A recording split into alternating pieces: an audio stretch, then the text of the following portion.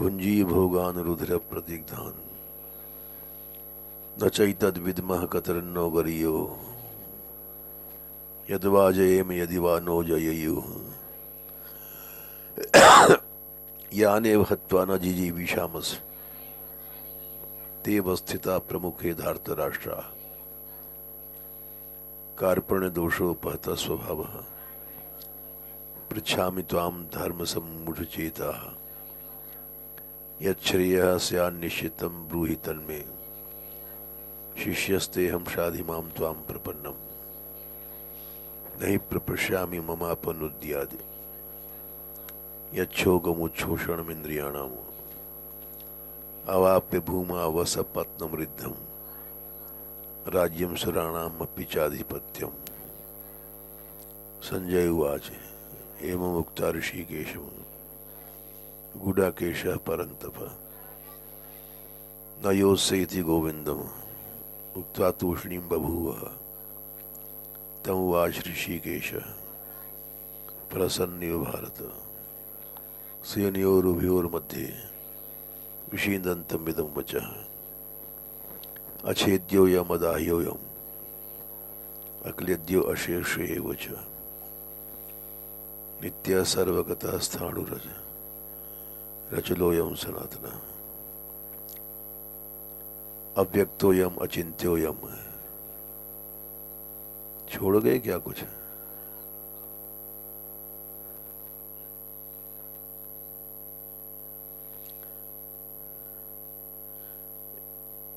एवं उक्त्वा ऋषिकेशं गुडाकेशः परन्तप न योत्सेति गोविन्दम् उक्त्वा तूष्णीं बभूव तमुवाच ऋषिकेशः प्रसन्निव भारत सेनयोरुभयोर्मध्ये विषीदन्तमिदं वचः।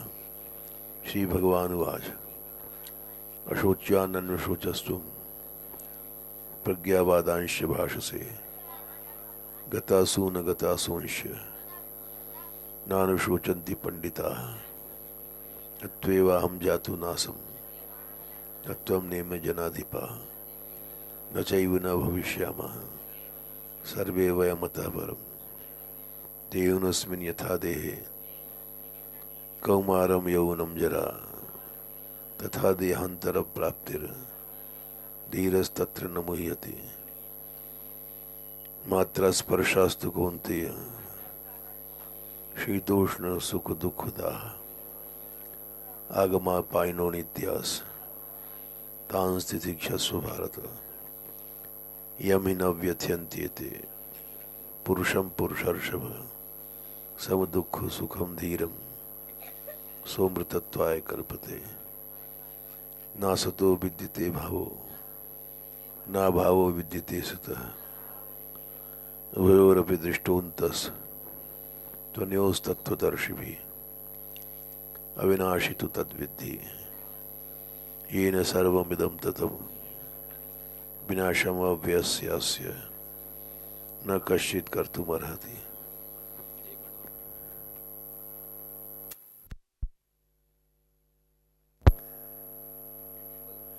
अंतवन्त इमे देहा नित्यस्य उक्ता शरीरिणः अनाशिनो अप्रमेयस्य तस्माद् युध्यस्व भारत येनं वेत्ति हन्तारम् यश्चैनं मन्यते हतम् भवतो न बीजानीतो नायं हन्ति न हन्यते न जायते मृते वा कदाचित् नायं भूत्वा भविता वा न भूया हाजो नित्यः शाश्वतोऽयं पुराणो न हन्यते हन्यमाने शरीरे वेदा विनाशिनं नित्यं य एनम् अजमव्ययम् कथं स पुरुषः पार्थ कम घातयति हन्तिकम् वासांसि जीर्णानि यथा विहाय नवानि गृह्णाति नरोपराणि तथा शरीराणि विहाय जीर्णानि न्यन्यानि संयाति नवानि देहि नैनं छिन्दन्ति शस्त्राणि नैनं दहति पावकः न चैनं क्लेद्यन्ति आपो न शोषयति मारुतः अच्छेद्यो यम अदाह्यो यम अक्लेद्यो अशोषे एव च नित्य सर्वगतः स्थाणु रचलो यम सनातनः अव्यक्तो यम अचिन्त्यो यम अविकार्यो यम उच्यते तस्मादेवं विदित्वैनं नानुशोचितुमर्हसि अथ चैनं नित्यजातं नित्यं वा मन्यसे मृतं तथापि त्वं महाबाहो नैवं शोचितुमर्हसि जात्यसि ध्रुवो मृत्युर्।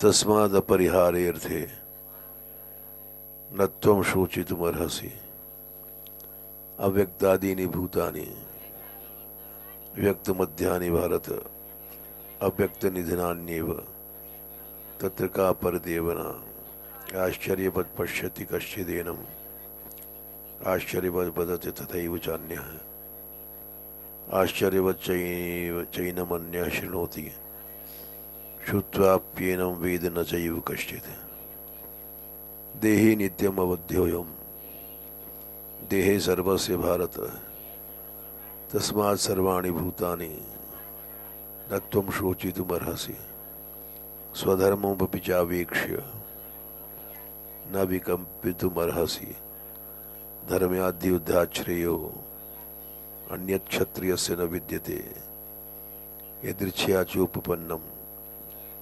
स्वर्गद्वारमपावृतं सुखिनः क्षत्रियाः पार्थ लभन्ते युद्धमीदृशम् अथ चेत् त्वमिमं धर्म्यं संग्रामं न करिष्यसि ततः स्वधर्मं कीर्तिं च हित्वा पापम् अवाप्स्यसि अकीर्तिं चापि भूतानि कथयिष्यन्ति ते व्ययाम् संभावितस्य च कीर्तिर मरणाद् अतिरिच्यते भयाद् उपरतं वंसन्ते त्वां महारथः येषां च त्वं बहुमतो भूत्वा यास्यसि लाघवम् अवाच्य वादांश बहून् वदिष्यन्ति तवाहिताः निन्दन्तस्तव सामर्थ्यं ततो दुःखतरं नु किम्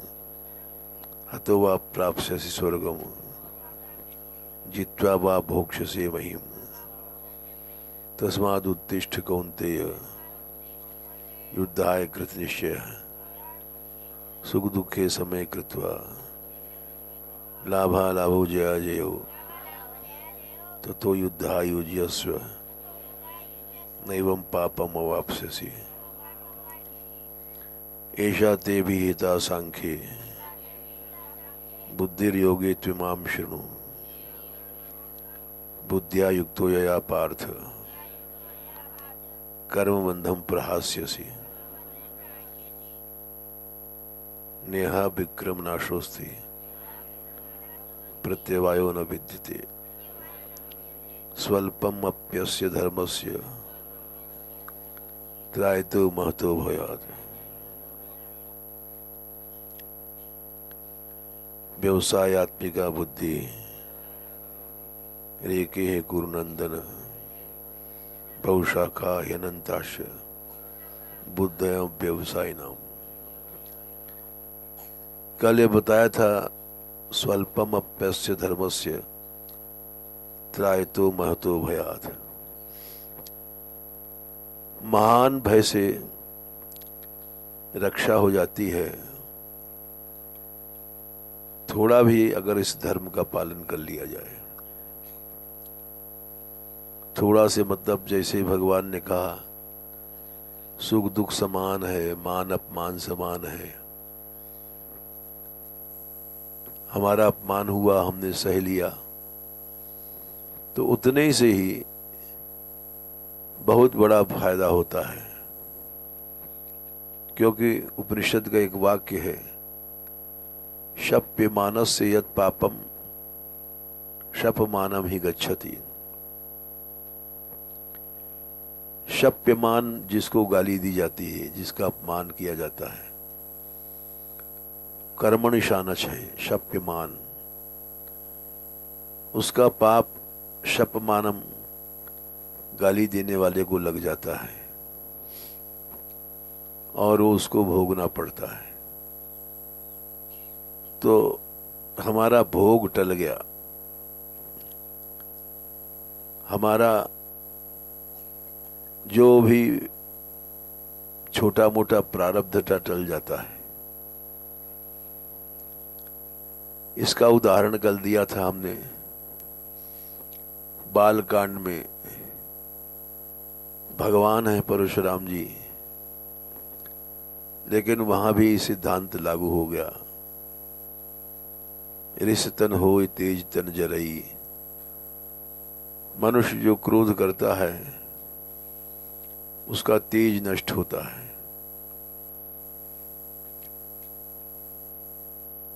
परशुराम जी ने वहां क्रोध किया था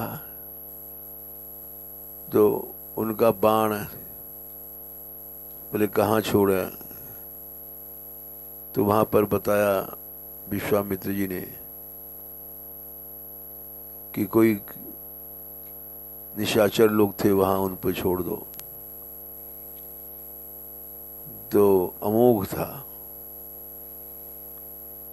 तो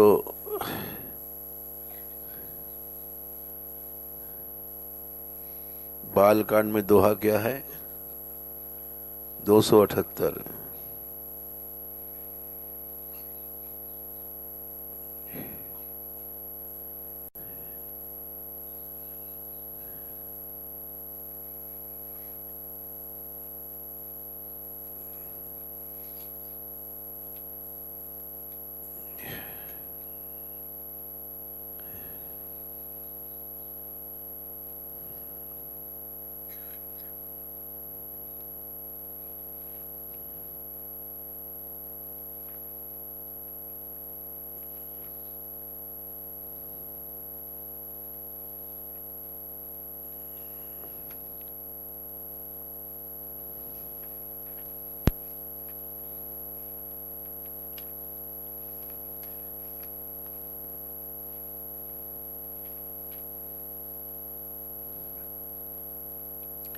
भृगुपति सुन सुन निर्भय वाणी,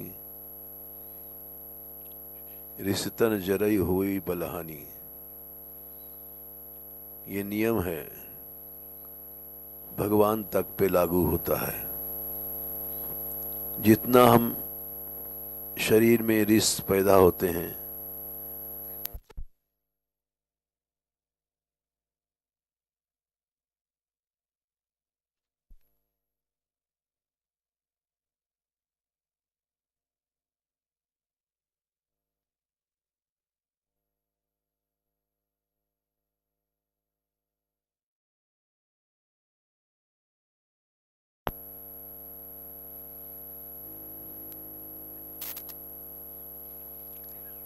रिसतन होई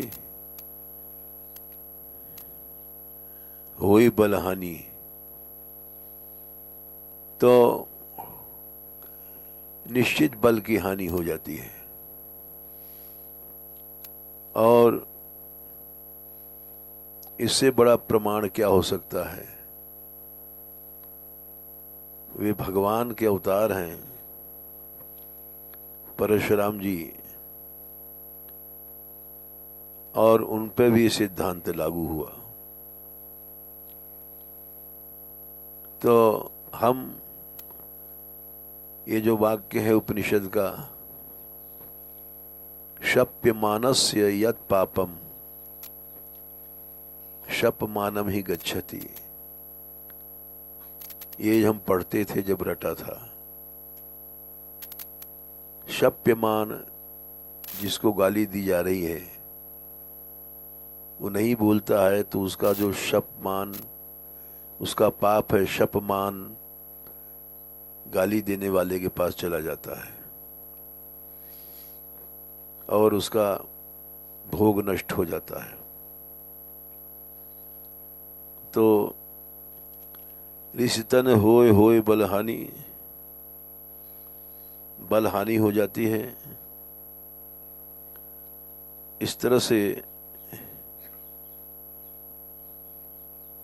यहाँ जो भगवान कह रहे हैं वो बहुत बड़ा भय से रक्षा होती है।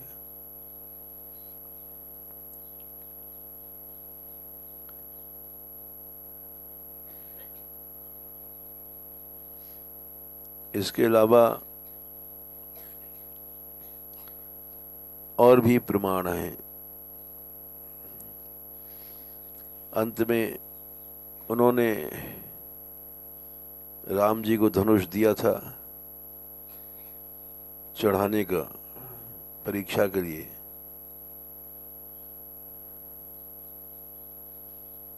तो उन्होंने उसको खींच करके चढ़ा दिया। राम रमापति कर धनु लेहु खैचहु मिटय मोर संदेहु देत चाप आपु ही चली गए।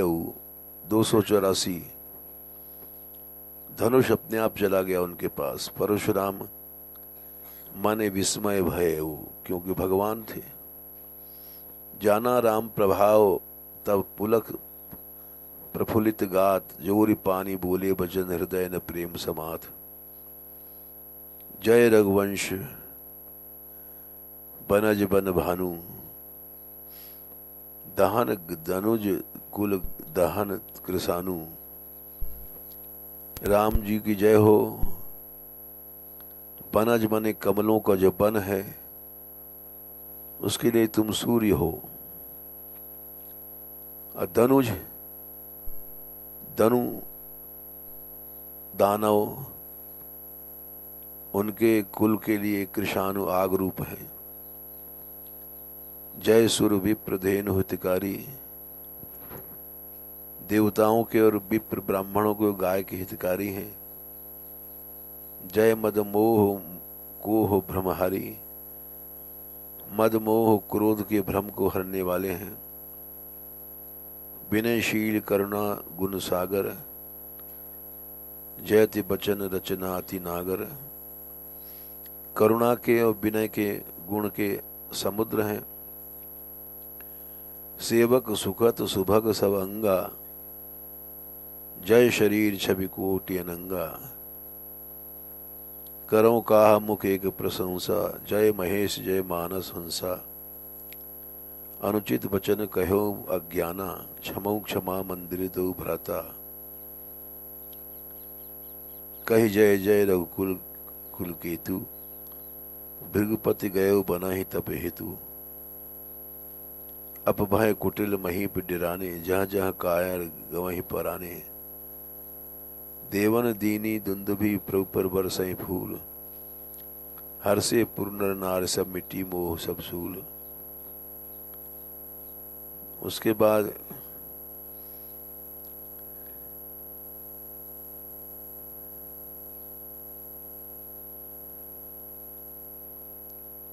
उन्होंने जनक कीन कौसुक ही प्रणमा, प्रभु प्रसाद धनु भंजेऊ रामा। और वो जो बाण खींचा था उन्होंने, वो अमोघ था। वो बोले कहाँ छोड़ा जाए, तो उन्होंने दक्षिण दिशा की ओर दानवों के ऊपर फेंका।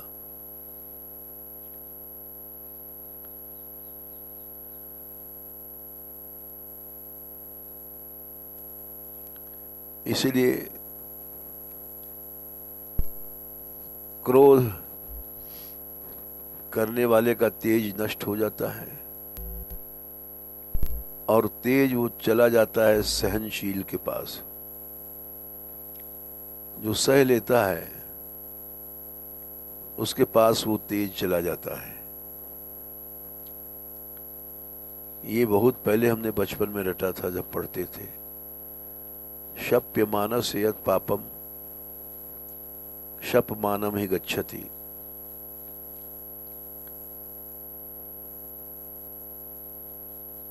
इस तरह से जो भगवान ने कहा, स्वल्पम अपस्य धर्मस्य त्रायतो महतो भयात्,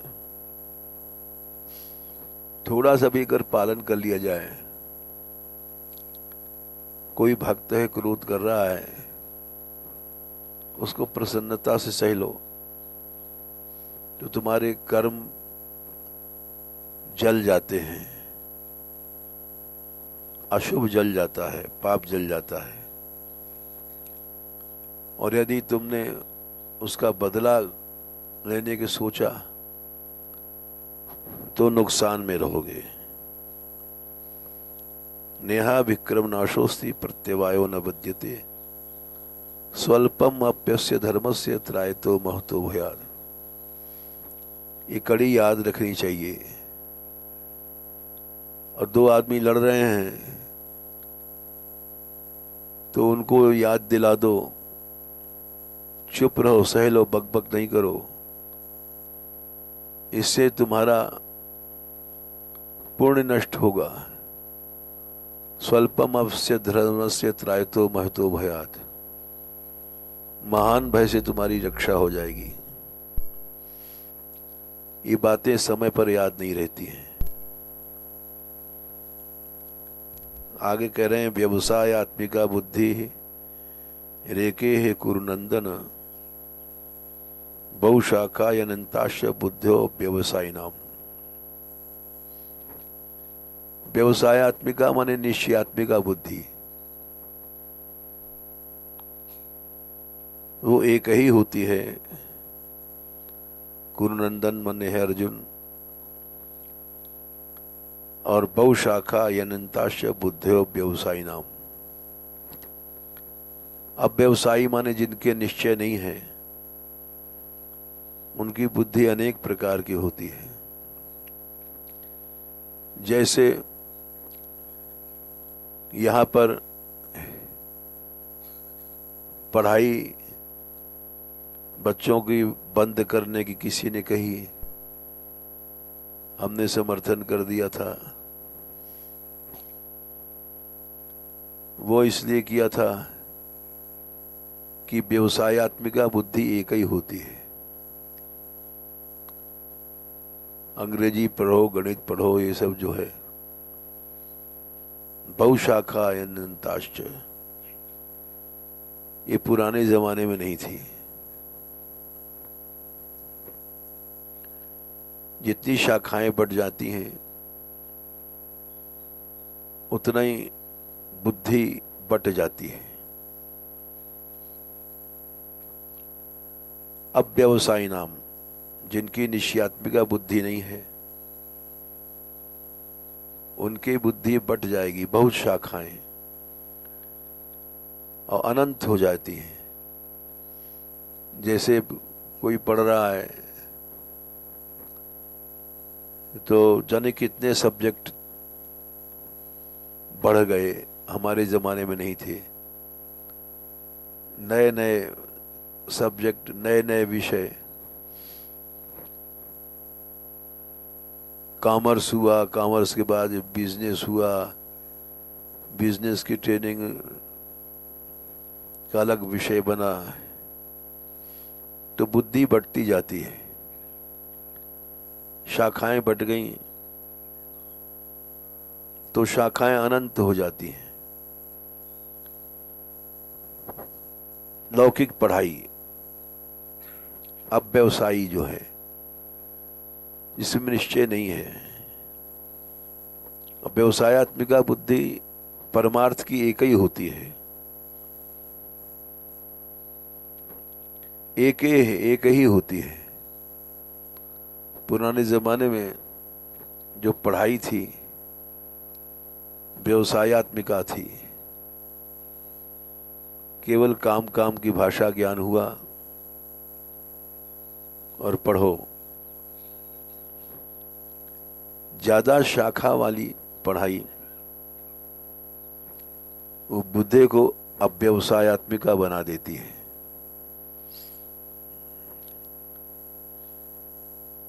याम इमाम, ये पुराने जमाने की पढ़ाई और आजकल की पढ़ाई के फर्क है।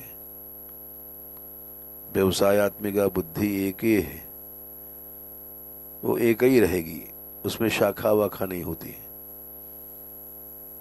और जितनी शाखाएं हो जाएंगी, बढ़ती जाएंगी, बुद्धि उतनी अव्यवसाय, उसका निश्चय घटता जाता है।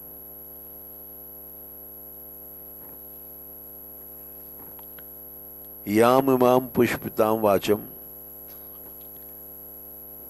प्रवदन्त्यविपश्चितः वेदवादरता पार्थ नान्यदस्तीति वादिनः। पुष्पित वाणी कहते हैं जो फूल की तरह दिखाई पड़ती है, फल नहीं होता उसमें। अविपश्चित लोग जो अविद्वान हैं, वो वेद पहले ही पढ़े हैं, वेद के वादरत हैं, कर्म कांड में फंसे हैं, वे पुष्पित वाणी कहते हैं। फूल की तरह दिखाई पड़ते ही बहुत मीठी है, सुंदर है,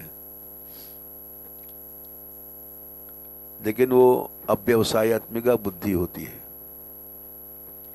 याम इमाम पुष्पिताम वाचम प्रबदन्त्य अविपश्चिता। अविपश्चित लोग फूल की तरह लुभावनी वाणी बोलते हैं।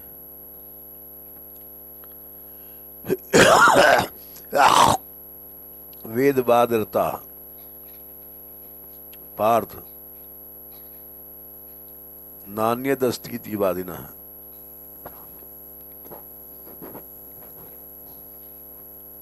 वो कहते हैं यही सही है, यही सही है, न अन्यदस्तीति वादिनः। और हमारे अलावा जो कहते हैं कोई सब गलत है, हठी होते हैं, क्योंकि वे पुष्पित वाणी के लोभ में रहते हैं। ये सही है, यही सही है। आजकल की जितनी वाणी है पुष्पित वाणी है, फूल की तरह अच्छी लगती हैं, क्योंकि उससे नौकरी मिलता है, पेशा मिलता है, आदमी कमाता है, धमाता है। तो उसके अलावा सब बातें गलत हैं। अब जैसे बहुत से लोग हैं, गीता रामायण ये सब पढ़ना अच्छा नहीं समझते। वो गार्जियन है, माता पिता हैं, वो तो यही चाहते हैं कि हमारा लड़का साइंस पढ़े, गणित पढ़े। ये पुष्पित वाणियां हैं और बुद्धि को व्यवसाय आत्मिका नहीं बनाती हैं। वे उसी को सही मानते हैं। न अन्यद अस्ति, पुष्पित वाणी के अलावा कुछ है ही नहीं है।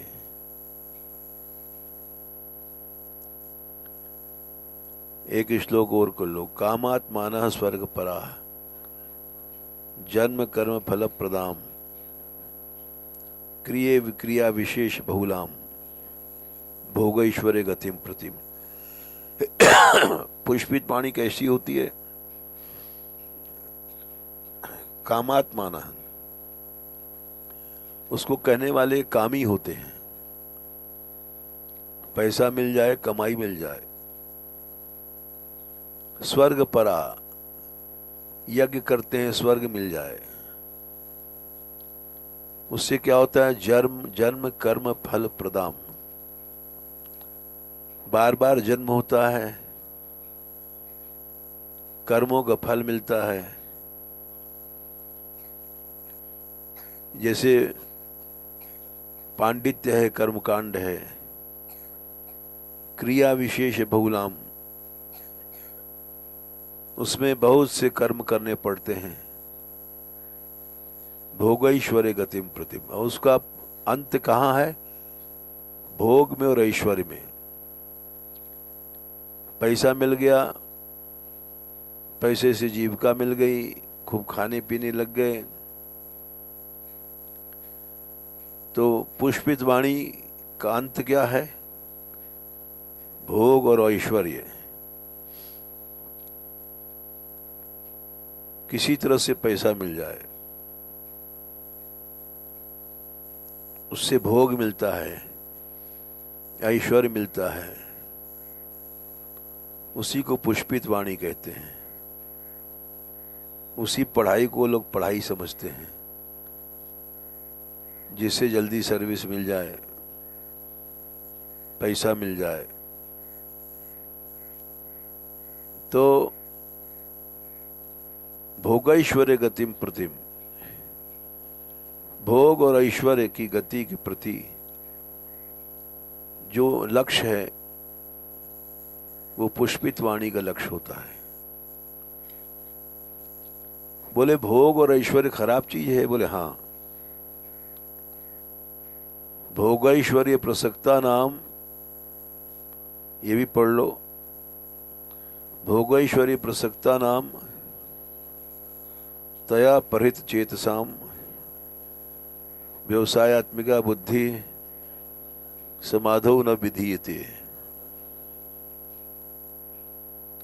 जो चीज भोग और ऐश्वर्य देती है, उसमें जो प्रसक्त माने जो लोग जिनका मन फंस गया है,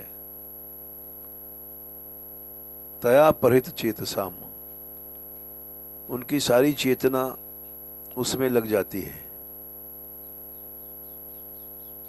टॉप करते हैं, फर्स्ट आते हैं।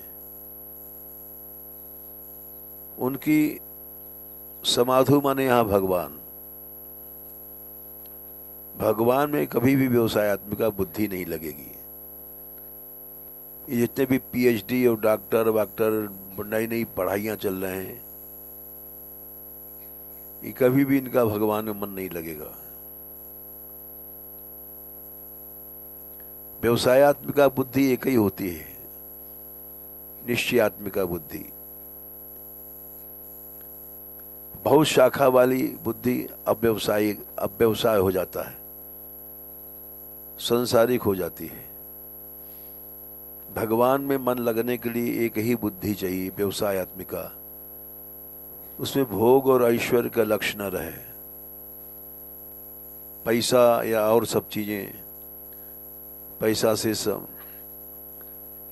मालिकियत मिलती है, ये सब लक्ष्य जो है जिनका है वो परमार्थिक लोग नहीं रह जाते। ये भगवान का मत है। भोगैश्वर्य प्रसक्ता नाम, चाहे साधु बन गए हैं लेकिन भोग में और ऐश्वर्य में हमारी बुद्धि है, तया प्रत चेतसाम, तो व्यवसायत्मिका बुद्धि कभी नहीं मिलेगी। यहां भी आके वही धंधा करेंगे, यज्ञ के नाम पे पैसा इकट्ठा करेंगे, कितना बचा लें। ये बीमारी साधु बनने पर भी रहती है, और हम लोगों की बुद्धि भगवान में नहीं रहती है, व्यवसाय में रहती है, व्यापार में। तो ये बात देखी जाती है सब जगह। भोग और ऐश्वर्य में बुद्धि गई तो भगवान हाथ से चला गया, परमार्थ नहीं कर पाएगा। इसलिए भोग और ऐश्वर्य में से बुद्धि कभी नहीं जाना चाहिए। हम साधु बन करके भोग क्या है? मोटर, गाड़ी, कार, अच्छा भोजन, अच्छा आश्रम, महंत बन जाएं। ऐश्वर्य किसी मंदिर के प्रेसिडेंट बन जाएं, ऐश्वर्य है। भोग और ऐश्वर्य में मन गया और भगवान से मन हटा। इसका प्रमाण है राम राज्य में एक जति ने, साधु ने कुत्ते को डंडा मारा बेमतलब। वो रोता हुआ राम जी के दरबार में गया तो वहां राम जी ने कहा इसको दंड दे दो, महंत बना दो। तो लोगों ने कहा कि इसको महंत बनाते हैं तो आपने पुरस्कार दे दिया। बोले नहीं, पुरस्कार नहीं है। भोग और ऐश्वर्य मनुष्य को भगवान से विमुख कर देता है। तो जो लोग साधु बनने के बाद भी भोग और ऐश्वर्य में मन रखते हैं, वो तुरंत गद्दी चाहते हैं, महंताई चाहते हैं, और उनका मन भगवान से हट जाता है। ये बहुत प्रसिद्ध श्लोक है गीता का, और भगवान ने निर्णय दिया है, भोग ऐश्वर्य प्रसक्ता नाम तया परित चेतसाम व्यवसायत्मिका बुद्धि समाधो न विधि थे। समाधु माने यहां भगवान है। भगवान में बुद्धि कभी नहीं लगेगी, वो तिकड़म में ही रहेगी, कैसे ऐश्वर्य मिले, कैसे भोग मिले।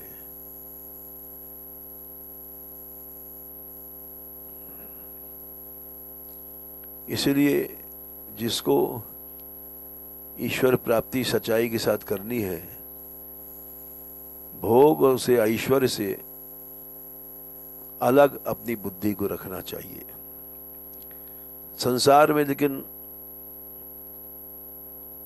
इज्जत भोग और ऐश्वर्य की होती है, इसलिए साधु लोग भी पंगत ज्यादा से ज्यादा करते हैं, अपना नाम हो जाए। ऐश्वर्य की दृष्टि से वो एकदम अलग है। भोग और ऐश्वर्य में बुद्धि गई तो भगवान से अलग हो जाएगी। ये प्रसिद्ध श्लोक है। राधे किशोरी दया करो, हम